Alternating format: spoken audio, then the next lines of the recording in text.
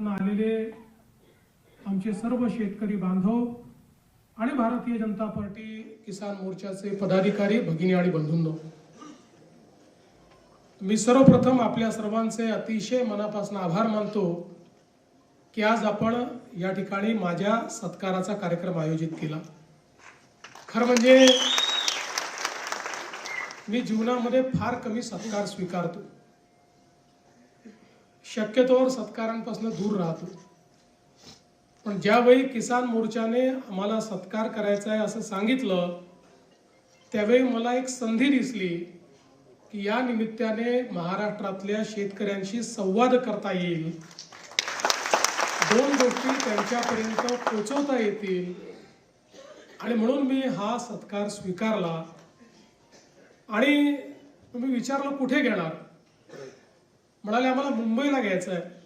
आणि मी म्हटलं तुम्ही शेतकऱ्यांचा कार्यक्रम घेताय आणि मुंबईला घेताय, तुम्हाला घ्यायचा असेल तर कुठल्या तरी विभागात घेऊया। पण आमचे अध्यक्ष आणि संजय कुटेजी यांनी मला असं सांगितलं की महाराष्ट्राच्या राजधानीमध्ये येऊन आमच्या शेतकऱ्यांना प्रातिनिधिक स्वरूपात का होईना पण हा सत्कार मुंबईमध्येच करायचा आहे। मी त्यांना हो म्हटलं आणि आज हा सत्कार आपण केला। मी अतिशय विनम्रपणे हा सत्कार माझ्या वतीनं, ज्यांनी मला या संपूर्ण कार्यात मदत केली ते माझे दोन्ही उपमुख्यमंत्री माननीय एकनाथराव शिंदेजी, सुनेत्राताई पवार, आमचे कृषी मंत्री आणि संपूर्ण मंत्रिमंडळाच्या वतीनं आपला हा सत्कार मी या ठिकाणी स्वीकारतोय। आणि या सर्व शेतकरी बंधू भगिनींचे मी अतिशय मनापासून आभार मानतो।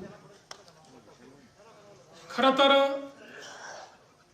पहिल्यांदाच असं घडलं असेल की कर्जमाफीचा निर्णय कुठलीही निवडणूक डोळ्यासमोर नसताना घेण्यात आला।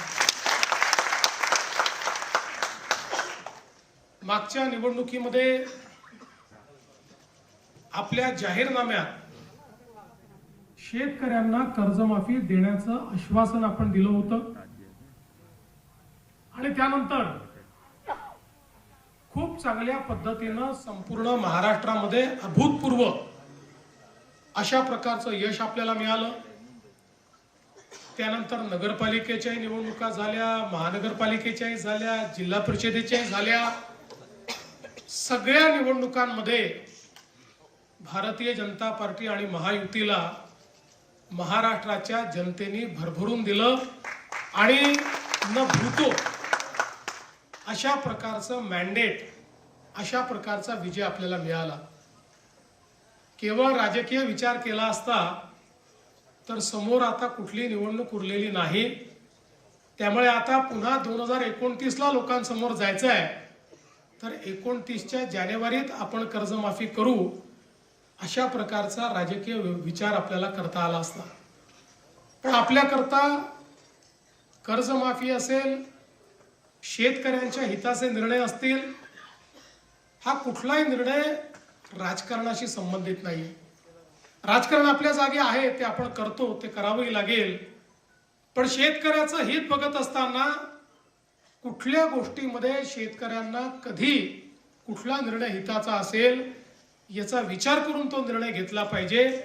आणि म्हणून अनेक लोकांना असं वाटत होतं की सरकार निर्णय करणार नाही, आपण आंदोलन करू, आपलं दुकान चालू राहील, आपल्याला प्रसिद्धी मिळत राहील।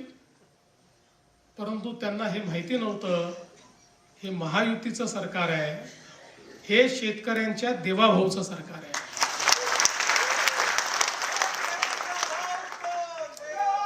आणि म्हणून आपण कर्जमाफीचा निर्णय घेतला, 2 लाखापर्यंत कर्ज माफ करण्याचा निर्णय घेतला आणि त्यासोबत ज्यांनी नियमित कर्ज भरलाय त्यांनाही 50,000 रुपये देण्याचा निर्णय आपण घेतला।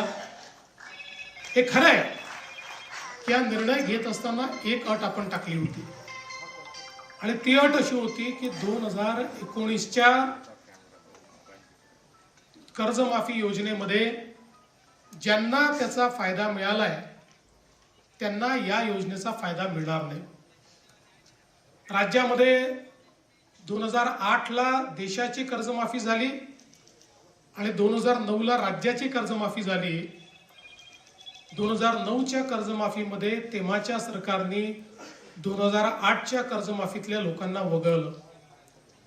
2017 ला आपण कर्जमाफी केली, त्याही वेळी ज्यांना फायदा यापूर्वी मिळाला होता त्यांना आपण वगळलं।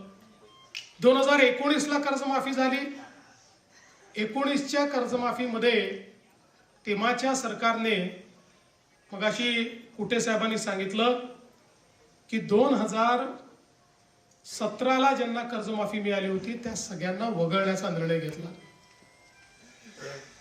याच्या पाठीमागचं कारण काय?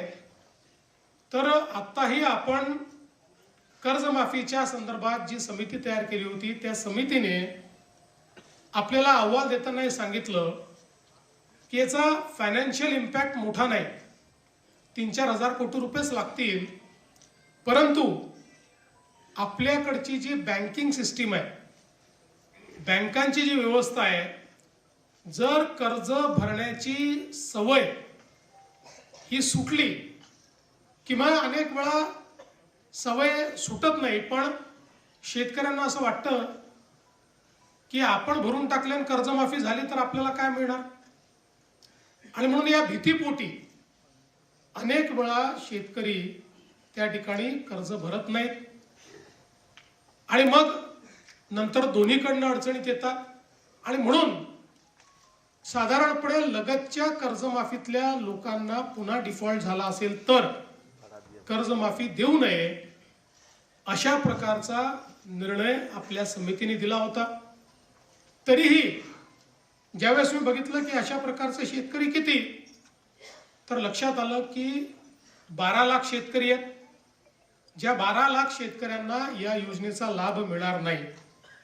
मग मी विचारलं की समजा आपण असं केलं 50 हजारापर्यंत सरकारने द्यावे आणि वरचे त्यांनी द्यावे तर किती शेतकरी कव्हर होतात? होतात तर 12 लाख, पण त्यातले 6 लाख शेतकरी असे होते की ज्यांना 10-12 हजार रुपये भरले तरीही 50 हजाराचा फायदा त्या ठिकाणी मिळत होता।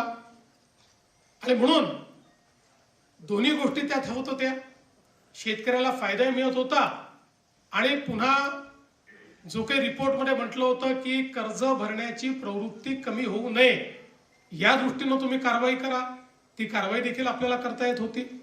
आणि म्हणून त्या रिपोर्टच्या पलीकडे जाऊन आपण हा विचार केला की 50 हजारापर्यंत आपण द्यावं आणि 1 लाखापर्यंत गेलं तर जवळपास या 12 लाखातले 9 लाख शेतकरी हे 10-12 हजार रुपये भरून त्या ठिकाणी पात्र होत होते। आणि म्हणून या दृष्टीने हा निर्णय घेतला होता। दुसरा निर्णय हा आपण चालू कर्ज आपल्या नागरिकांनी किंवा शेतकऱ्यांनी भरावं याकरता त्याची एक अट आपण लावली होती। आणि म्हणून अशा पद्धतीने ही कर्जमाफी केल्यानंतर ज्यावेळी आमच्या रणधीरभाऊ सावरकरांसोबत आमचे महायुतीचे 3ही पक्षाचे सगळे आमदार, जवळपास 25-30 आमदार माझ्याकडे आले